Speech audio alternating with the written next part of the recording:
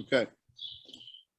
So, as you're all aware, the blueprint for Maryland's future became law in 2021 after the state legislature overrode Governor Hogan's veto of the law. The blueprint offers us just that, a blueprint for a world-class system of public education for all students in Maryland. Over the past 7 years, Governor Hogan consistently imposed obstacles that delayed the implementation of the landmark legislation. This included vetoing the law after its historic passage, vetoing measures to raise revenue, and excluding funds slated to go to some of the state's most underfunded schools in Baltimore City and Prince George's County in the 2023 budget. Meanwhile, a report commissioned by Strong Schools Maryland shows that our state will begin to see a return on our investment a year earlier, with the total fiscal benefits outweighing blueprint costs 3 years earlier than originally projected. As a result, Maryland will graduate more students prepared for high-paying careers or college, attract new and expanding businesses to Maryland, and increase state revenue as a whole. Which leads us to our first question for our candidates. The blueprint contains myriad once-in-a-generation education reforms that improve outcomes for students, educators, families, and communities. In your opinion, what is the blueprint lacking? And how would you fill in those gaps as governor? Now.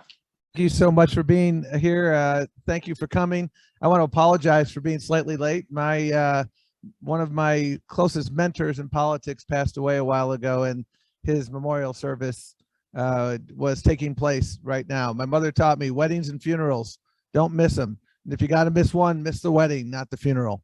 And so I wanted to be there to honor Steve Sachs. So I apologize for being late. I'm a proud public school parent. John's wonderful daughters and my kids all went to the same high school, Blair High School. And my running mate, Shannon Sneed, a former Baltimore City Council member, is the remarkable parent of what we call Baby Ray. Ray is a proud Baltimore City public school student now. And the reason I bring that up is because we got skin in the game.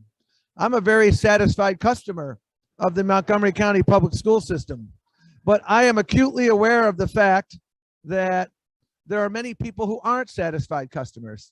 And the question presented is, what else do we need to do? And we've all pointed out, we need a governor who's going to actually give a damn about public education.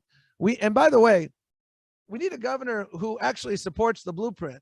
And with all due respect, Peter Prancho doesn't support the blueprint. He said we can't afford it. My position is we can't afford not to do it because we have so much to do. We also have to understand that when the blueprint was being debated, we didn't have the mental health crisis that we have now. And if there were one thing I would focus on immediately, it would be building out a mental health infrastructure so that as we get back to school in the fall, we understand that need, because it is critical. Hard to implement the blueprint if we don't have that issue addressed. So thank you so much. I look forward to other questions about it, including how we make sure that individuals with disabilities. Thank you, Mr. Perez. Your responses are on the record, and the recording of this event is available on V's YouTube channel and social media.